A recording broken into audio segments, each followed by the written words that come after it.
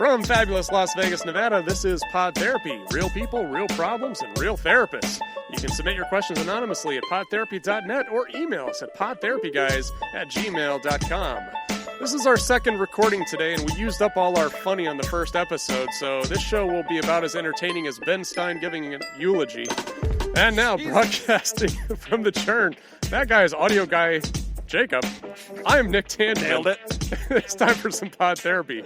I have to improvise because I have everything written down. I was like, well, this isn't going to work. Oh, yeah. Jim is not here today. Jim's not here today. Yeah. This is, we are Jimless today. Yeah. This, and I don't know if you know this. Interesting show trivia. Okay.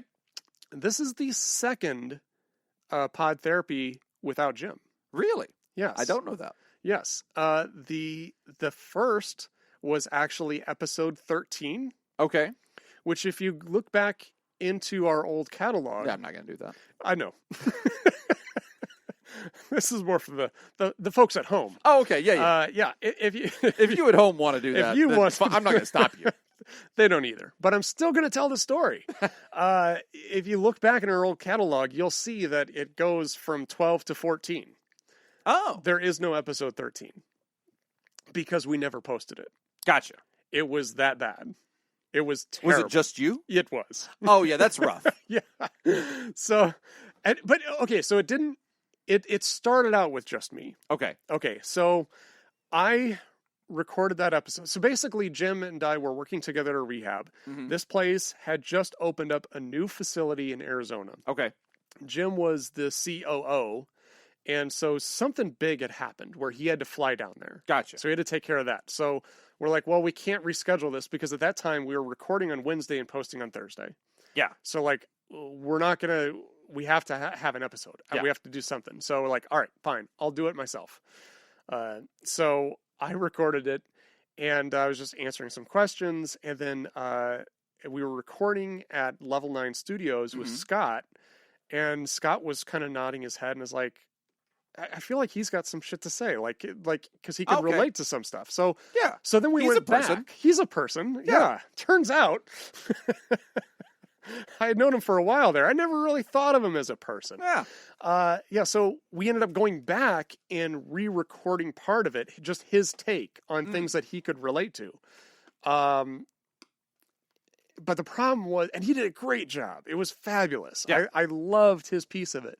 But the problem was then in post, I couldn't piece it back together. Oh, yeah. Because I didn't know enough about podcasting and recording to know, like, how to cut stuff and put it in and still make it fluid and seamless. Yeah. So it was an epic disaster. So we had one recording, one file of episode 13, and we decided, let's just auction it off if someone wants to buy it. Yeah. And we sold it for $3.50. Good. To my friend Ben, who is now a therapy producer, turns out. And he has the only copy of it. So there's only one copy of episode 13. It's in Ben's hands. And I'm pretty sure he lost it by now. So if he does have it, gone. is he allowed to do with it as he pleases? Is this like the Wu-Tang album that they put out where you're like, you can buy this album from us. You'll have the only copy. If you want to then mass produce this and sell it, like that's up to you. You own it. Does he have? Can he send this out if he wants to? He could. Okay. We didn't say he couldn't. There was no conditions behind it. So there was he just owns an auction. It. Yeah. He owns it. Okay. So, best $3.50 he's ever spent, I'm sure. Probably not true. Probably a false statement. I don't know. I think it. I'm going to stand by it until I'm proven wrong. He's probably ordered something off a dollar menu somewhere or something. Right. Have you ever had a really good Big Mac? Yeah, I mean, when it hits the spot. When it's that or death. Yeah. Big Mac is the way to go. When you just get like a Taco Supreme and you're like, this is perfect. Yeah. Yeah. In the moment. Yeah. It's good. Exactly. It's just like that. And it just runs right through you like a scrub brush. Yeah. And you just feel great afterwards. So yeah, Jim is not here today. But that's fine. Some last minute personal stuff to deal with. Yeah. The show must go on. Yeah. And it will go on. And now I know that we have a bar. We have this is the second show, the second Gymless show. So I know if we publish this one, It's already better than the first one. Yes. We are already off to a better start. Yeah. So it can, yeah, it was bad. So we should set the bar a little higher. We're not going to. I like the bar right where it's at. The bar of, if it's published, it's good. Yeah. So Jim will be back next week for all you Jimophiles that Both of you. Yeah, just can't handle a show without Jim. We're really just talking to his mom. Here's right the now. thing. Right. We're just talking to his mom. Here's the other thing that we need to consider that I completely forgot about until now. Yeah. There's no way Jim is going to be just fine with just not being on the show. What he's going to do is he's going to post his own version of the show, right, on Patreon. So he'll post like, oh, here are my comments. I would like for him to post a rebuttal. Yes, yeah, so rebuttal. That's what I'm talking about. It's going to be a rebuttal video or something. Yeah. I'm happy with that. Sure. I'm very happy with Jim posting a rebuttal. The best part about Jim posting a rebuttal on the Pod Therapy Patreon, which is patreon.com/therapy. Good job. And man, I know things 2 today. for 2. Yeah, look at it. I knew the email address. I know the Patreon address. Turns out when I just hear things over and over again, they finally sink in. The best part about him posting something on there is that I won't see it. I will be. He can tweet it. He can post it on Patreon. He can do whatever, and I just won't see it. No, yeah, and I'll hear about it next time we're in here. Exactly. Yeah, no, he'll give you a rundown of everything, so you'll hear about it anyway. The best part about Jim talking about things on his social media, and you too, anything like any social media stuff, any emails that have come in, is you, the audience, genuinely hear my first reaction to it. Yeah. You hear my first take on all of these things. Yeah, that's definitely true. Did you like how I got him into the studio, though? I feel like he was here. Yeah, he was here in the first episode, yep. And I feel like... And we said on the Patreon he did not leave because of COVID or anything Correct. like that. Yes. Yeah. Yes. So, or at least that we know of. This whole thing could have just been a ruse. But anyway. I hope it was. If it was, it's worth it. It is definitely. Yeah. But, because he had posted on Twitter. This was his downfall. He should have thought this out. Yeah. He posted on Twitter a picture of him getting his... another vaccine. It wasn't even the COVID vaccine. It was another shot. I think it was a flu shot or something. Oh, okay. Yeah. So then he had posted something like, I am completely immune or something like that. And so my response to is, okay, then Jacob and I will see you in the studio on Sunday. And then that's, and I saw this because you tagged me in it. Yeah. And I think when he saw that, he's like, oh, shit. Yeah. Yeah. No, I don't have an excuse. Right. But whatever. So he was here for a little bit. But yeah, he's gone now. But the show must go on. And we'll see him next time. Yeah. Because now that he's back. Maybe not. We'll see how this episode goes. Maybe. We may be onto something. Maybe. Write in. Let us know. If you hate Jim and you're like, this is the best episode ever, let us know. We can cut costs. Let Jim know too. Yeah. Oh, by all means, let Jim. Actually, even if you hate this episode, go ahead and just do us a favor. and just tweet at Jim about how great this episode is. Yeah. Yeah. You'd just be doing us a solid. Yeah. That would, that would make my day. That would make my 2021. Yeah. Just tweet at, what is it? Sin City Shrink, I think is his Twitter. Yep. Just tweet at that about how this episode, which is episode number 164. Yeah, how 164, the Jimless episode, yes, is by far the best episode. Yes. Yeah. Yeah. That will make our days. That will. So we got a few letters. So it's going to be myself and life coach Jacob. That's right. Let's take it away. Yeah, I'm going to read the letters today. We got one here about brothers OCD. Hi, Nick and Jacob. I've been a long-time listener, and I am so grateful to you both for your wisdom. You have helped me overcome so much in my personal life. My question is not about me, but is about my brother. We live together along with my parents, and while all four of us have had our share of mental health issues, my brother has gotten significantly worse in the past few years. We think that he has OCD, but he has never been diagnosed. He has very strict routines and lists that must be accomplished in a certain order, otherwise he cannot move past them. If someone speaks to him or he is interrupted, he will yell and get very upset, and he will start again. He has been this way since he was little with various tasks, i.e. needing to check all of the locks in the house multiple times before leaving. He also is triggered into rage and self-harm by conversation that doesn't appear to be triggering to any of my family members. He refuses to get help despite my family and I voicing our concerns. He is only getting worse and makes it very difficult to be around him.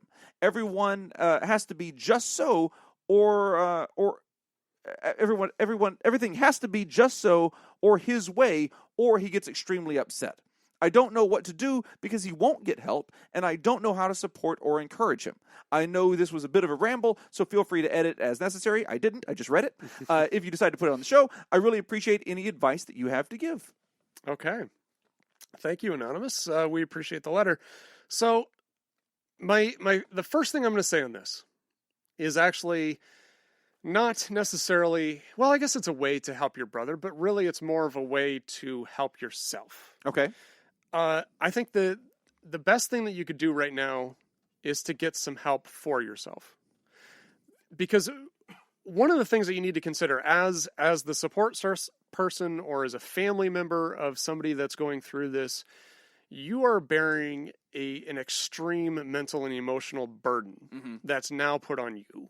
And I think it's very important that you acknowledge that and you take that upon yourself to be able to deal with that and get some help.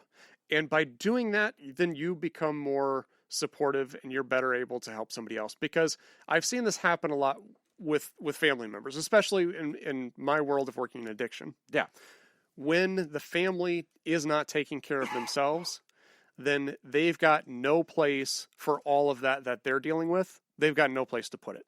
So it just piles on them, and it actually starts making the situation worse because then they aren't being their best selves. They don't respond to the situation in a healthy way. So it actually tends to make the problem much worse than it really should be, essentially. If you try to help someone carry a load and you have a broken arm, you're only going to be so much help. Yes, exactly. And the next piece of advice that I would give is to do your best to not respond in anger and frustration. And this is a big ask. Like, I realize that this is much more easier said than done. And it can be easy to see your brother as the perpetrator of all of these problems, because that's that's the whole reason you're writing in, right? Is because of everything that your brother is doing. It's these behaviors that are now influencing your life and affecting your life. His negativity, these problems that are occurring, and now it's falling on you, and it can be really easy to kind of take it out on him because that's kind of the cause of this. However, we need to remember that if this is truly mental health, if this is a mental health issue, he's the victim in this, right? As much as the perpetrator. As much as you are the victim in this situation, he is also the victim. And so it can be very easy to become frustrated and angry in these situations, but you're going to have to do your best to find healthy ways of processing those emotions. And again, this is where I go back to point number one, get help for yourself. Because you now are dealing with all of this. Your therapist, if you get into therapy, your therapist can help you process some of these emotions, figure out some healthy ways to channel some of your frustration, some of your anger, so that you can direct it into proper channels, different directions, and then so you can help your brother in a more healthy way. Does that make sense? It does. And also, then you have a chance of, I think you might have a better chance at that point of convincing your brother to enter into therapy and possibly even go into family therapy with you. So if you start with a family therapist, you move in that direction a little bit, then you might be able to convince him and say, hey, bro, you'll come with me. I'm going to be there with you. You and I are going to be in the room together. And why don't you and I start doing this? And then you're doing it for yourselves and for your relationship, not just to fix this thing that is, big quotes, wrong with him. Right. And that might be a new path that you can go down there to try to help that thing out. Yeah, leading by example. I mean, in a way, that's definitely part of it. So certainly, I think also another big thing that, again, like all of these are going to tie into you getting help for yourself, because the third point that I would want to make here is learning how to set appropriate boundaries with your brother. And I think a therapist would help you do that. Certainly. A therapist can help guide you into that. Now, here's the interesting thing about setting boundaries. We're not talking about setting boundaries for the sake of your brother. We're talking about setting boundaries for your own sake, right? And actually, this kind of goes back to something that Matt had said in the last episode. You know, one of the things that he had said, not my monkey, not my circus. Yeah. Right? Which turns out you had heard from your a Polish person in the circus. I work in a circus. Right. So then, that comes up. Yeah, and then Jim. I know Polish people who work in the circus. Yeah. Right, and then Jim hijacked your story to say that he heard it first. Yeah. Anyway, but like that's what that's all about. Is it's establishing clear boundaries helps us avoid taking ownership for other people's problems. Yeah, because that's what tends to happen, especially for family members, because we start taking on their things because we care about them. We love them. We want to see them succeed. We want to see them grow. And so as a result, their problems that they're dealing with as far as symptoms from OCD, we want to take on and we want to help them with that. But it doesn't work that way. We can't take on other people's problems. As much as we try, this is the journey to acceptance is his, not yours. Right. And that's something that he's going to have to work towards. He's going to have to figure that out. So you can't deprive him of that.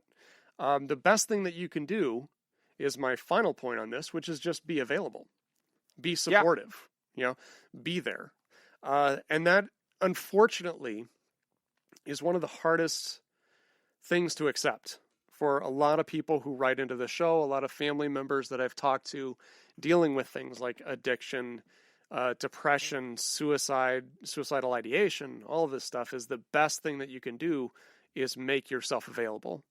And it's frustrating because family members are like, that's the best thing I can do. Like, that's it. That's right. Like, I can't, you're doesn't telling feel me, like much. Exactly. It doesn't feel like much, but it's huge. Yeah. It's vitally important. Just having somebody that they can count on. And being able to establish that positive rapport with them where they can feel like they can come to you without judgment, that they can open up about things, that you're going to be receptive, that you're going to be able to listen when they want somebody to listen, that you're going to be able to give advice when they want advice, and that you're going to be able to know the difference between those two situations. Yeah. And ultimately, I think getting into therapy for yourself will also help you establish some of those boundaries and understand the difference between those two. So that's what I got. I don't know if you got anything else that you'd want to add to that. Life Coach Jacob. It may be, and you didn't say anything about this in the letter, but it may also be that will help your brother, doing what Nick was just talking about and being that support, that could help your brother find more contentment in his own condition and in his own journey through life, and which will only help all of these things. All of these issues will only be helped by further contentment with from your brother just in life. And I don't know if your brother is content in life right now, which, if your brother is content in life just as his life is right now, that's a whole other bag of bees that we could dive into there. But I'm assuming that he is not really content. Doesn't sound like it. It doesn't seem like anyone is content, so probably the brother is not either. But yeah, I would definitely highly recommend talking to someone yourself and going down that path of being that support system for your brother in ways that maybe you're not exploring right now. Mm-hmm. Yeah. Let us know. Please do. Yeah, right back in. Let us know if that was helpful. If it wasn't, just check out Jim's Patreon version of this show. I'm sure he'll have a rebuttal. Yeah, he'll have something to say. He probably won't even listen to what we're saying. He'll just he'll tell us that we're wrong and repeat everything that we just said in his own words. So check that out, and that might be beneficial and helpful for you. All right, well, we're going to take a quick break, and when we come back, we're going to talk about toxic masculinity. You're listening to Pod Therapy. This week's Theraproducer sponsors are, wait for it, Robert Brownie Jr. Mintz, Kayla Lansbury, Crazy Manana Scoop, and Malaya. If you'd like to sponsor the show and become a producer, do so at patreon.com/therapy. Our trivia question this week, our trivia theme, is the Winter Olympics. Okay. The first. Okay, that's it. Nailed it. The first Winter Olympic Games were held in 1924 in this country. If you'd like to join the Theraproducers and make the show possible, you can go to patreon.com/therapy and sign up. Again, that's patreon.com/therapy. It's either going to be like a Nordic country, something like that, or just the U.S. Okay, you're wrong in both counts. Okay. Because the thing that I thought was really interesting is I would not associate this country with Winter Olympics. Okay. I'll narrow it down to Europe, though. Okay, let's see then. France.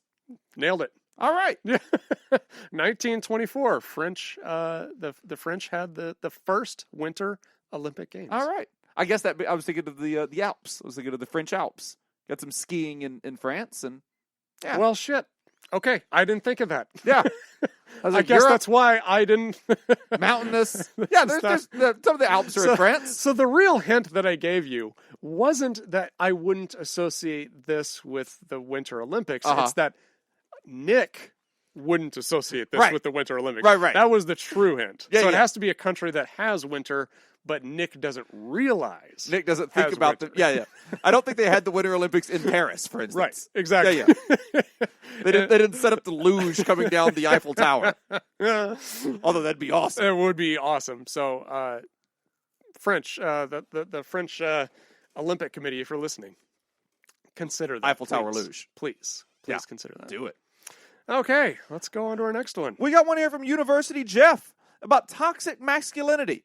Hello again, Pod Therapy friends. If I recall, Jim mentioned towards the end of 2020 that the podcast was running low on letters to read on the show, so I am writing once again. Thank you. Things are still going all right with me, and therapy is still going well. My therapist recommended a couple of other self-guided journals for me to fill out since I was struggling to do it on my own. That's great. I got one called Start Where You Are by Meera Lee Patel. That's MEeraLeePatel. And I'm going to start using that one soon. Recently, I have been asked to join a campus committee called Mobilizing Men. This committee is focused on engaging men in discussions around healthy masculinity and gender-based violence prevention. This is wonderful, as I was looking for a support group in the area that where I could go and talk to men. Oh, so just in the area where I could go and talk to men about what it means to be a man, or coming to terms with the toxic traits that I picked up from my childhood, but there were none to be found. I then thought this could be a good idea for you to all discuss, because as far as I can tell, you are all men. What are some things that you could remember learning as a child, such as men don't cry, or encouraging boys to be angry or aggressive and repress their quote-unquote female emotions, that you later learned were very toxic and actually bad for your mental health in the long run? Alternatively, could you talk more about toxic things that society tells men that they should be doing or should not do, and how to deal with them in a healthy way? Thanks again for the podcast and everything that you are doing to encourage men to seek out for their mental health. That's University Jeff. Okay. This is a good one. This I like exploring the topic of toxic masculinity. I like it, but I don't like the way it makes me feel. Feels like a girly emotion. Yeah. Wish I could talk about it, but I can't. Yep, not going to do it. I'm going to be over here whittling something. Yeah. I'm just going to sit here with a hammer. Yeah. And hit stuff. Okay, so to answer the first question, as far as... Hammer. Done.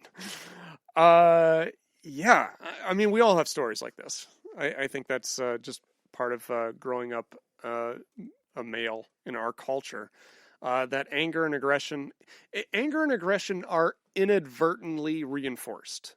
Like, it's not something that we're doing consciously, but it's something that we've gotten into such a habit of doing that we're not even recognizing that we do it. The most obvious would be, like he said, like Jeff said, boys don't cry. Right. And it's just, it's more than that though, because it's also just a general acceptance of anger in our society. Okay. But then we see it all around us. And then to go even further, then when we have stupid advice like don't get angry, it's just a game. Like that would always just that would irritate me. Don't get angry. Anything that starts there is probably not. It's usually not terribly productive. Right. Anytime you tell somebody to not feel something, Right. they're going to feel it more intense. You know, it's kind of like what was the other one? No one has ever calmed down by somebody saying calm down. Yeah. Right. It's just not going to happen. And the whole thing about don't get angry or just, well, don't get angry. Why are you getting angry? I don't get it. Yeah. Like that is not helpful. It just creates more anger. But so basically we have these ideas that anger is just commonly accepted or aggression is commonly accepted, but that by the time we're adults, that's what we recognize, and we're not able to recognize anything else. So what I mean by that is like when I was working in rehab, I would enjoy doing a lot of men's groups where we just focus on men. And we had to spend a lot of time identifying just basic emotion.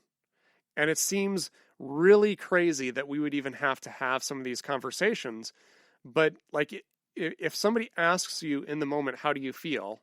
And you're not able to say angry, identifying another emotion actually is complicated for most men. Like this comes up a lot when doing cognitive behavioral therapy. Mm-hmm.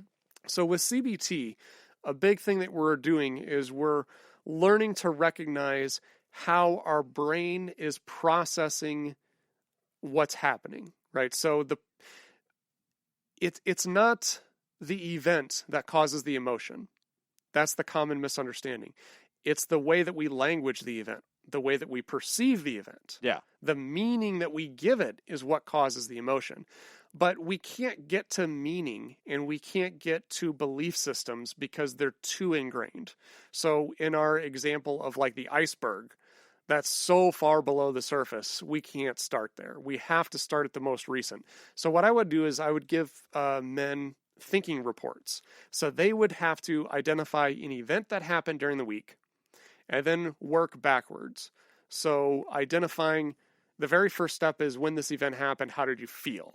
Okay. Because before we can get to what caused the feeling, we have to start with the feeling. Sure. And I would not allow anger as an example. So they could say angry, that's fine. But then they need to tell me what was But you got to give me something else. What was below the anger? Yeah. Because we would always talk about anger as being a secondary emotion. Anger doesn't happen by itself. Right. Anger is the result of a primary emotion that we don't deal with. Right. Right. So you might feel betrayed. Exactly. And that might make you angry. Exactly. Yes. Right. Or, I walk into a room and somebody laughs at something I'm wearing, so I get angry and I punch them in the face. Yeah. Okay, so the behavior is I punch them in the face. But first you're embarrassed. Exactly. Yeah. But that was the biggest struggle for most men. Women doing this, it wasn't that complicated. What triggers the anger? Exactly. Yeah. But to identify a primary emotion, it becomes very difficult because we've been programmed at a young age that anger is what we feel. So anger is what leads to the emotion. And then we stop. We don't address feelings behind that. Yeah. Like to hear a man say, yeah, I was in this situation and I felt hurt or I felt sad. Yeah. I felt embarrassed. I felt ashamed. It's like it's outside of our lexicon. Right. So we actually have to spend time and really think about that and dig deep and understand what these emotions are because a lot of the men that I've worked with in the past, they will set goals of, like, they recognize anger is a problem. Yes. So they set the goal of, I want to be able to deal with anger. But I always have to kind of direct them towards, okay, if you want to deal with anger, you have to first deal with emotion. Because you can't deal with anger by itself. We have to deal with the primary emotion first. I understand what you're saying. Yeah. If I'm able to deal with hurt, or I'm able to deal with sadness, or I'm able to deal with embarrassment, then I don't get to anger. Right? Now, then what if I come to you and say, I have an anger issue that I want to deal with, and what I really, and what we get to through conversation there is I want to have a longer fuse. Okay. I want to not be set off so easily. I want to take longer and be more thoughtful before I get to just rage. Yes. Then would you consider that more of an anger issue, or would you still be in the same boat there? Same boat, because I think by being able to identify primary emotions and be able to process those, that is lengthening the fuse. Okay.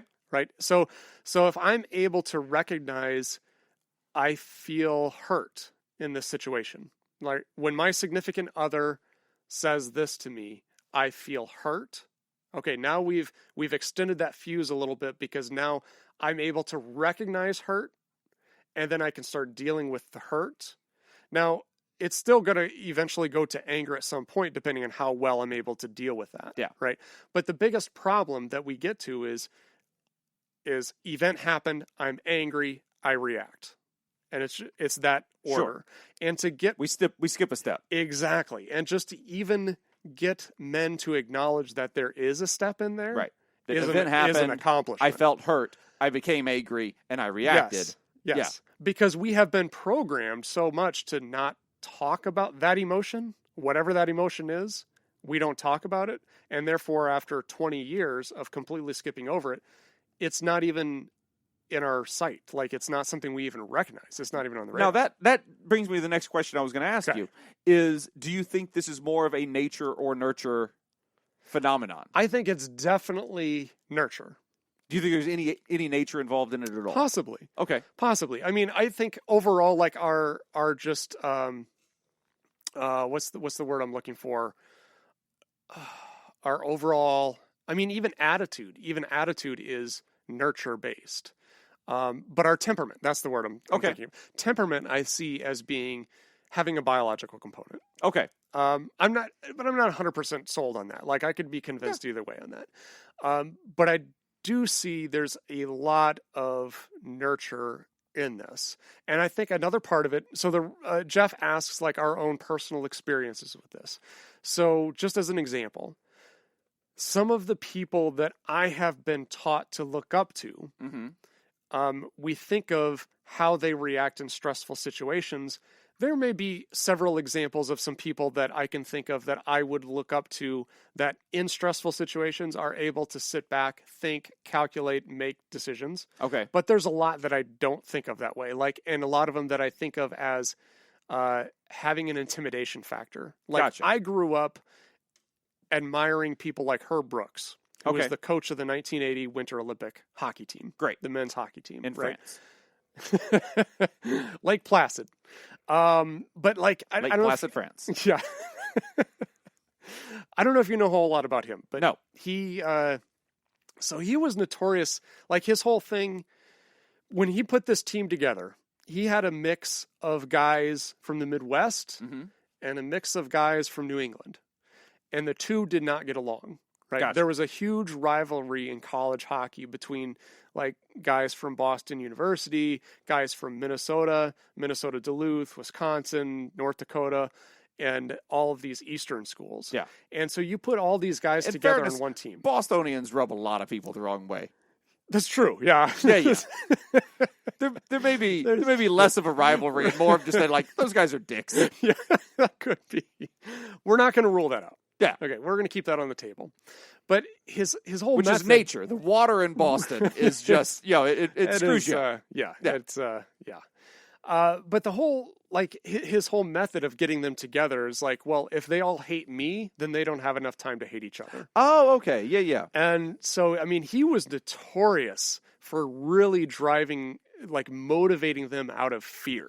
Like, that was his big thing. And he was not a pleasant person to be around.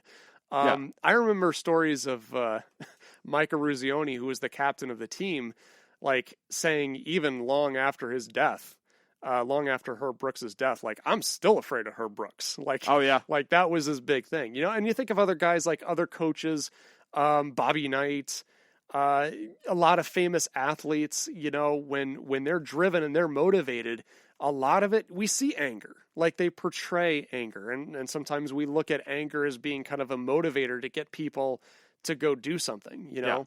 Yeah. And I think at a young age, just in our society, I think that kind of gets ingrained into us, as in, like, this is acceptable, even if we're hearing messages to the contrary, where we're saying things like, we need to be able to balance our emotion. Anger can be very toxic, while on the other hand, we're seeing images of people getting angry and them using that right in a way to accomplish a task. It kind of sends the message that, okay, if you cry, that's unacceptable. Mm-hmm. If you get angry, that is acceptable. Even if we say it's not, it's just more widely accepted. Right. And I think we just kind of get into that lane. And I don't think it's anything intentional. I think that's just kind of how we've... Just kind of how it happens. Yeah. Now, I think... Here's my fear with toxic masculinity. My fear is I want to become aware of it. I think it is very harmful. I think it has set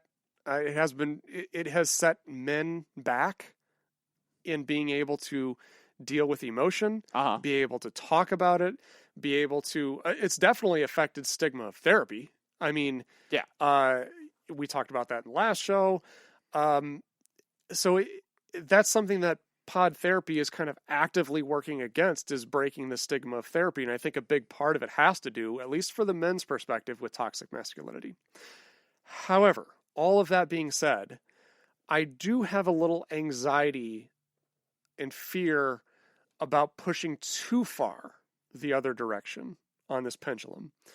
And what I mean by that is I want to make it clear that toxic masculinity is bad. I completely agree with that. It's very harmful. We need to address that. However, masculinity in itself is not toxic. Gotcha. I want to make that distinction. Because I could very easily see us going so far the other direction that we see toxic masculinity and therefore we don't see any other type of masculinity. Yeah. If it's masculine, it's toxic. Wearing flannel and cutting down a tree is not by its very nature bad. Right. Yeah. Exactly. Yeah.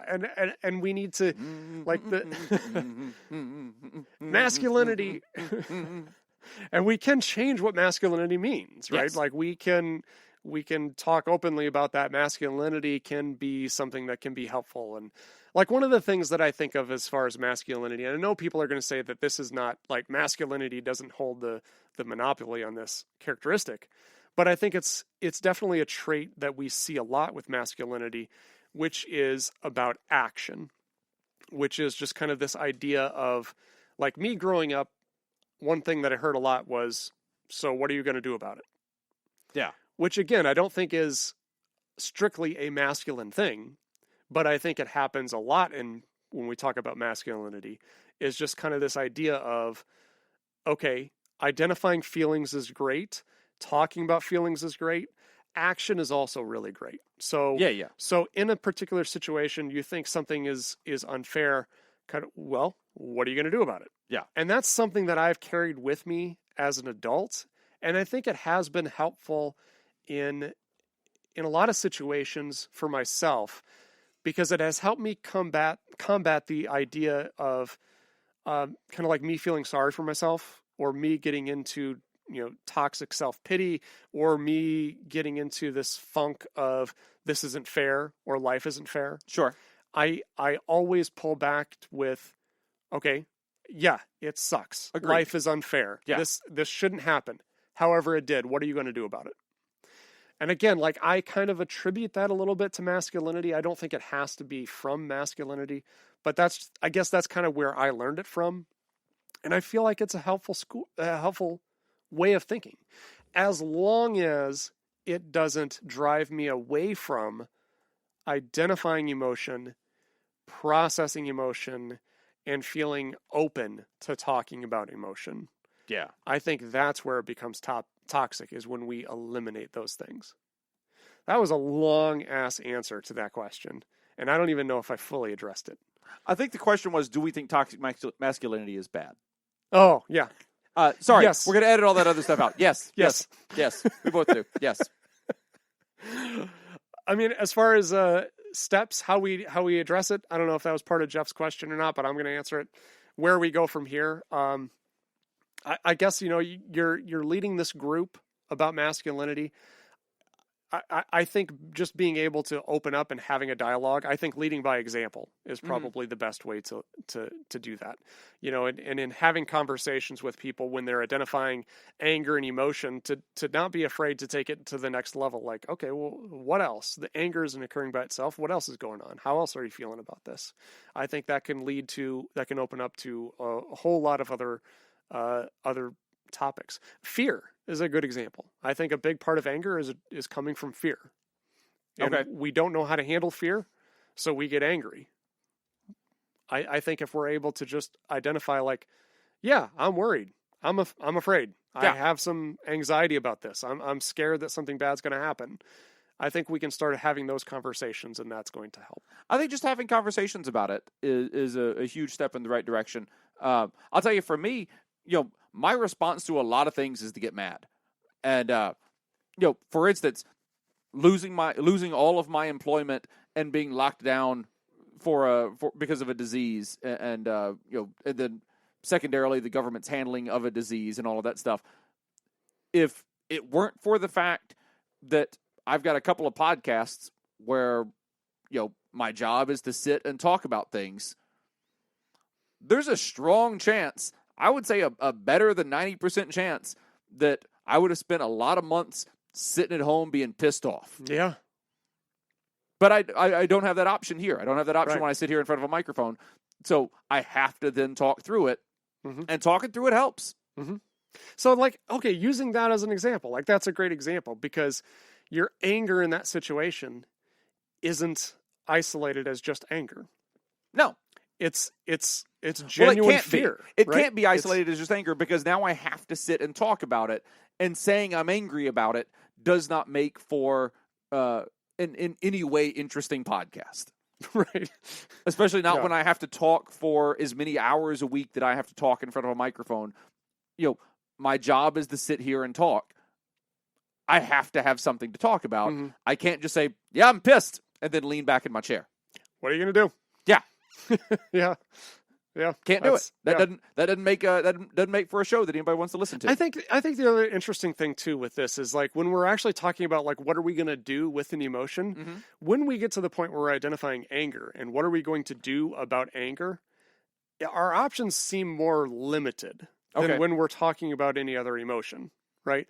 Like if we're talking about fear, if we're talking about hurt, or we're talking about sadness, and we talk about what are we going to do about it, I just feel like we've got more options about how to process and deal with those emotions than what we can do with anger. Because really, once you get to anger, the only thing you can do about it is let it settle to a point where you can then address the other emotions. Yeah. I mean, other than just punching a pillow, or screaming or into the void, there's not a whole lot you can really do with the anger. Right. But all of those things that you just mentioned, David, those are you're kind of there to dissipate that anger. And exploring the source of it and working through it that way, that's also going to dissipate that anger. So, I mean, it's all kind of this. I think it's all kind of the same idea, honestly. Right. And actually, one of the things, too, is somebody might write in, that used to be the way that they would treat anger and aggression with kids. Is they would just, here's a foam bat or something. Yeah. And it's turned out that research does not show that that's a very effective way of dealing with anger, as it turns out, because it basically just breeds aggression.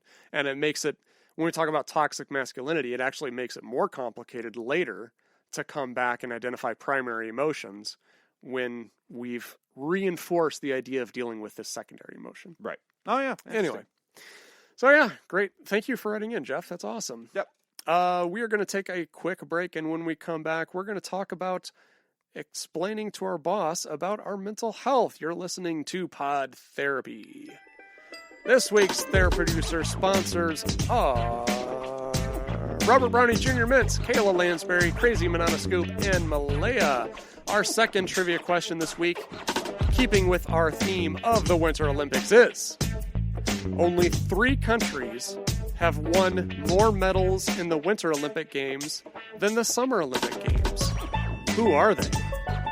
If you'd like to join the Theraproducers and become a sponsor, go to patreon.com/therapy and sign up. Again, that's patreon.com/therapy. Therapy. All right. Canada. 0 for 1. Really? Yeah. That was the only guess that I had that I felt good about. Let's see. Switzerland. Very close. Okay. On 2 counts. Okay. Sweden. Also very close on the other account. You have 2 of the areas identified. You just got the wrong countries. Okay. Denmark. No. Let's see. Okay, I'm out. Norway. Oh, okay. Austria. Austria. Yep. And Liechtenstein.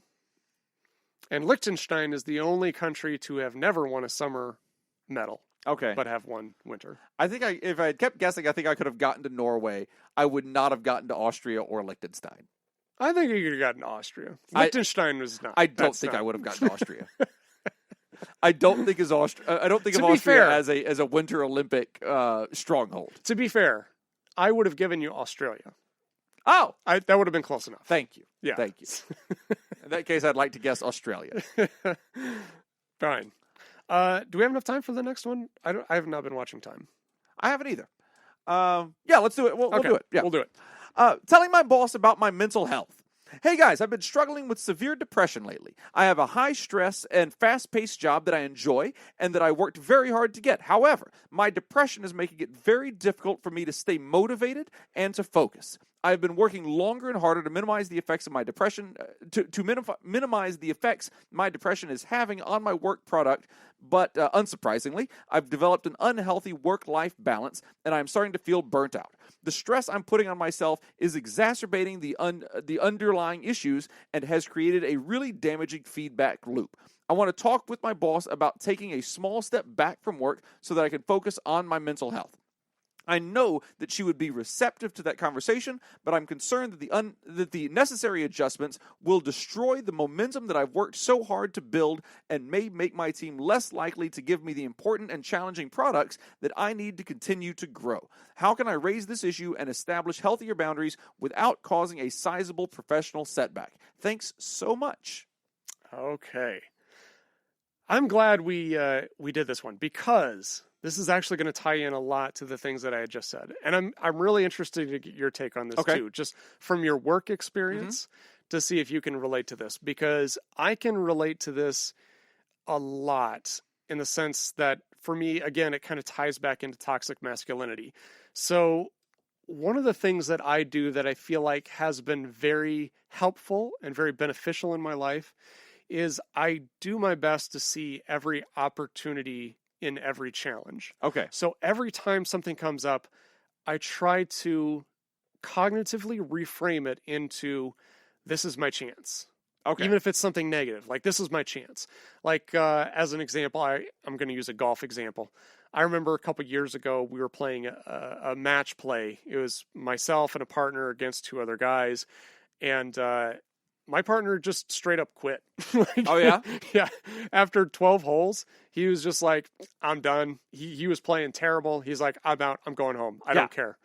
And he left. And so that would be an example of embarrassment leading to anger. Yes. There we go. Yep. Excellent work. There we go. Now, in that moment, I could have been like, this is not fair. Fuck this. And then the other guys were like, all right, well, what do we do? And so in my mind, I'm reframing this. I'm like, okay, this is my opportunity to show how good I am. Great. I'm going to take you both on. Okay. I don't care. The 2 of you versus me, match play. Let's keep it going. And it has helped me a lot to be able to look at challenging situations. Another example actually just happened to me last week, where I got a phone call from my boss. And she's like, because I've got 2 coworkers and they were doing a training on Zoom. And one of my coworkers, her grandmother passed away. And so my boss calls me and she's like, hey, their training starts in 15 minutes. Can you jump in? Can you take her place? Gotcha. And I'm like, yeah, let's do it. Let's do it. Yeah. Let's roll. And that's kind of my mindset is like, I'm a professional. This is what professionals do. Yeah. They jump in. They're not going to bitch about it. There's not going to be any complaining. We just like, all right, let's do it. And I did, and it went well. But then, as healthy as that sounds, like everything, it can become unhealthy. Yeah. And it becomes unhealthy very quickly in the sense when you cannot turn that off and you are unable to identify limits. Like, because I can just say, like, with every obstacle, there's an opportunity. But there are some obstacles I don't need to take on. Like, I don't need to prove to myself all the time that I can do this, right? We all have limits to how much we can handle. So, when the writer is talking about, being able to set limits at work, that can become difficult because you don't want to give the opinion to your boss that, like, that we're struggling. Yeah. We always want to show our boss that we are capable and we're able to do all these things. And if you ever need me, I'm there. I can jump in. I can do all this. But at some point, you're going to reach a limit. So I don't know if do you ever get like this in your job where you want to, I don't say prove yourself, because it's not like you don't seem like the type where you feel like you need to prove yourself, but like where you take on more than you really should? Probably so. I relate to this more in kind of the opposite direction. Okay. This is a conversation that my wife and I have had in the last few months. And my intention going back into, as shows reopen in Vegas, is to take a lot more time off than I normally take. To the degree that I have identified a number, a monetary figure that I'm willing to take that much less per year in order to take more time off. Oh, absolutely. And I understand that this is coming from a very privileged position. Sure. I am privileged enough that I can afford to take less money than I made last year or the year before, 2019, whatever the last normal year was as far as money goes. Right. And I recognize that I fully recognize that I am in a position that I can take less money and that I can continue living a good life. And so just that out of the way. Yeah. But I work a lot. I work nonstop. The shows that I work on, and I talk about on this show and on Ice Cream Social. I talk about working at Absinthe. I work on or have worked on just about every show in Las Vegas. Yeah. I've built a large portion of them. At one point, I had built a majority of the shows that were on the Strip. I had been part of the production staff on a majority of shows that were on the Las Vegas Strip. Like, I could walk into any one of them on any day and just go in. They could tell me about a problem, and this was part of the job, is they would tell me about a problem on the phone, and I would go, "Oh, that's in this room down in the basement. I know what's going on." Right. And I'd go in the next day and just work on it. And I have the reputation of, you can call me and I'll just come in, I'll put the cape on and I'll come in and the problem will just be gone. And that'll be the end of it. And that's a wonderful reputation to have. On the other hand, it means that I work all the time. Yeah. I always have people calling me up, offering me jobs, offering, can you do this? Can you do this? And you can price some of those things out. You can say, this is what it costs to have me come in and do it. And some of those things go, oh, never mind. We can get someone in for half that. They may not be as good. And later on down the line, they might regret it, or they might not, who knows? But that doesn't get rid of all of them. Mm-hmm. Because I can't be the guy that says, well, yeah, I'll come in for $1 million, because then I'm the guy that asks for $1 million. Right. And that's not a great thing. Yeah, but you only need to hit once. Right. But odds are you're not going to hit that one. You're not going to hit that one. So I don't know. I mean, I relate to this to the writer here. I relate to how do you take that step back? Yeah. I think you have to, though. See, and this is I agree with that, and that was a big motivation for me to really work hard in 2019 and 2020 to eliminate my debt. Yeah. Because I had kind of the same philosophy where, like, I was, the clinical director for a few different organizations, and the money was good because I was working for for-profit rehabs. Yeah. And I could make some pretty decent money, but it was miserable. Like, right. I couldn't go to a movie because I couldn't go without my phone for 2 hours. Yeah. Like, I wouldn't be able to make it through the whole movie. Like, and that it puts an amazing amount of stress. So my job that I have now is wonderful. I love my job, except it's working for a university, and what I'm making is just peanuts compared to what I was making before. But me being motivated and getting to a financial position where I was able to take a job for less allowed me to get to that point. And now it's great. But again, like, I agree with you. We're kind of talking from privileged positions. Yeah. A lot of people don't have those options. And I'll tell you, my plan going back into, as shows here do reopen, my plan is to go back and work harder than I was working before, because, it's been a year. Yeah. It's been more, or it's been about a year now. And actually, weirdly, my main show is...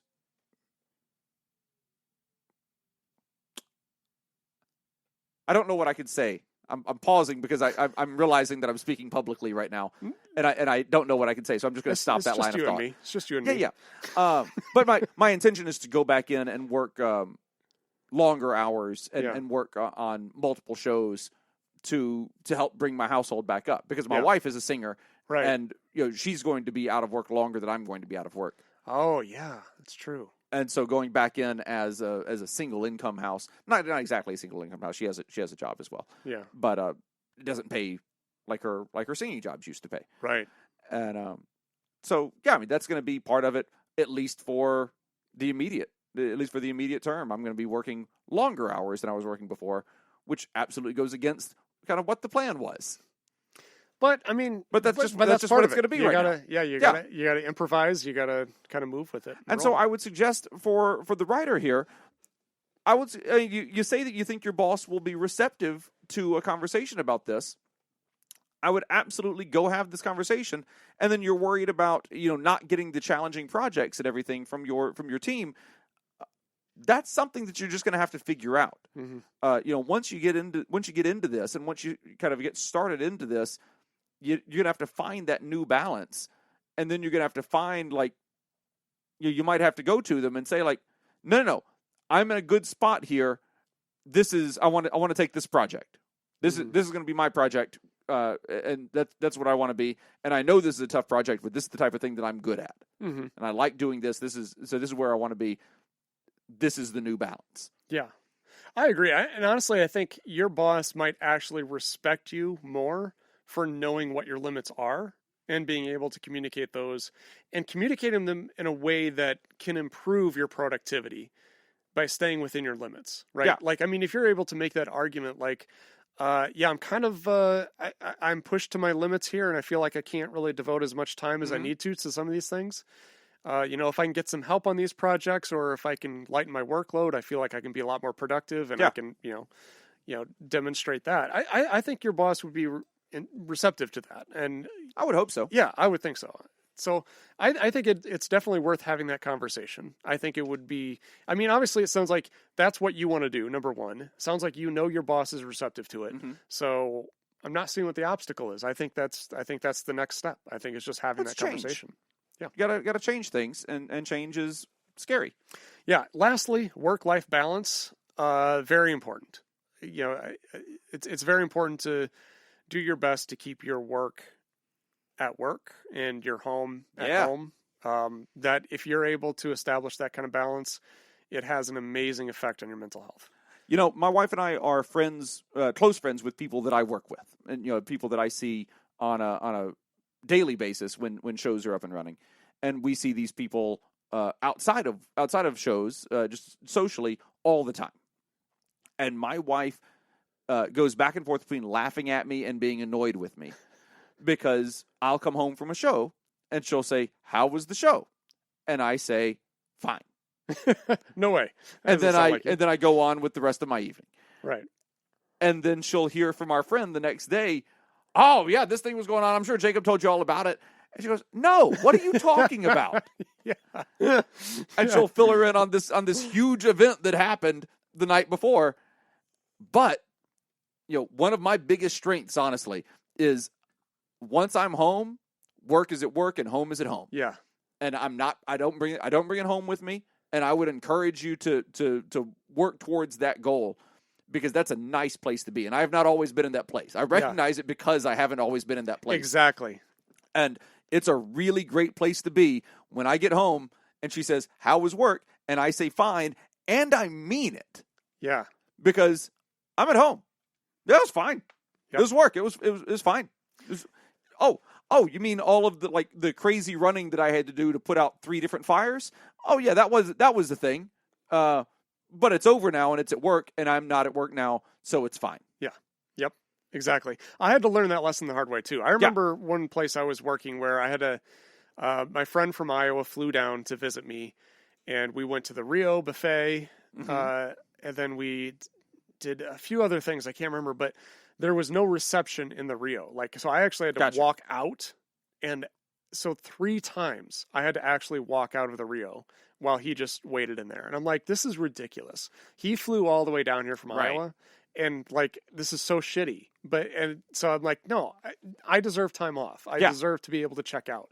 And it's a very important lesson to learn. That's funny. I think that I learned this lesson at Disneyland. Oh, yeah. We were in Disneyland, and I kept getting calls and texts from a show. And after the 10th one over the course of an hour. Oh, Jesus. I said, great. From now on, I'm going to start charging you hourly per phone call. Each phone call is 4 hours. Yeah. 4-hour minimum per phone call. If you want me for something, I'll answer my phone. Yep. But it's going to cost you this much money if I answer the phone. Yes. That put an end to that. And because I was just furious. Yeah. And I said, and by the way, I'm going to charge you this for what we've already done today because you've killed my day. Yeah. My wife and I and friends are hanging out in Disneyland for the day. We're having a good time. We're doing whatever we're doing, and you're fucking up my day. Mm-hmm. So I'm charging you for this. These are not free phone calls. And going forward, here's the new rate. And I think that's when I started to learn the lesson. I shouldn't say that I learned the lesson that day, but I think that might be when I started to learn it. Yeah. Yeah. But man, once you achieve that, it's amazing. Once you've actually worked through that and you can actually go home and actually... Now the challenge too, last thing I'm going to say, then I'm going to let this go finally, but the real challenge for a lot of folks has been working from home. Yeah. And I've had to, basically, my home office is just work. I only go in there to work, and then when I leave there, it's a completely different part of the house. So, but it's all about balance. But good luck, Ryder. Let us know. Keep us informed. Let us know how this goes. Find it. Work on it. It's worth doing. Absolutely. Absolutely. All right. Thank you, everybody. We made it through without Jim. I think we'll publish it. I think so. I think... I mean, I shouldn't say that. I haven't saved it yet. Oh, yeah. You're recording, right? Shit. This has been a good rehearsal. If we have any new Therapals, Theropods, Therodactyls, or Theroproducers, thank you very much. We are recording this 2 weeks in advance, so we will catch you on the next show. But we want to especially thank our bosses, the Saccharin 16, the mysterious and shrouded Illuminati members of our fan club, the Theroproducers. Thank you, Smitty Scoop, Jake Schneider, Robert Brownie Jr. Mint, Kayla Lansbury, Elio Dare, Judy Schneider, Nathan's Hot Dog Scoop, Dr. Ben Don, Crazy Manana Scoop, Mason Miller, Scott Jameson, Carolyn Albert, Leanne Kasab, and Reverend Scoop Kevin, and Malaya. And if you would like to hear this episode uncut and unedited, and why wouldn't you? And enjoy our spontaneous side projects, go to patreon.com/therapy, and thank you for supporting mental health. That's all the time that we have for this week's episode. We'd like to thank our landlords, the Ice Cream Social Podcast, and thank all of those who contributed to our show today. We really appreciate it. Remember, pod therapy isn't something you should keep all to yourself. Share the episode with someone who needs it by opening the episode's description in your podcast app and copying and pasting the link provided into your social media. Don't forget you can find us at facebook.com/podtherapy, on Twitter at PodTherapyGuys, and now at patreon.com/therapy. This is a lot of work. And do you want to submit a question to the show? Ask anonymously at podtherapy.net or email us at podtherapyguys@gmail.com. I'm Nick Tangeman. I'm Jim Sheldon. Thanks, and we'll see you for your appointment next week.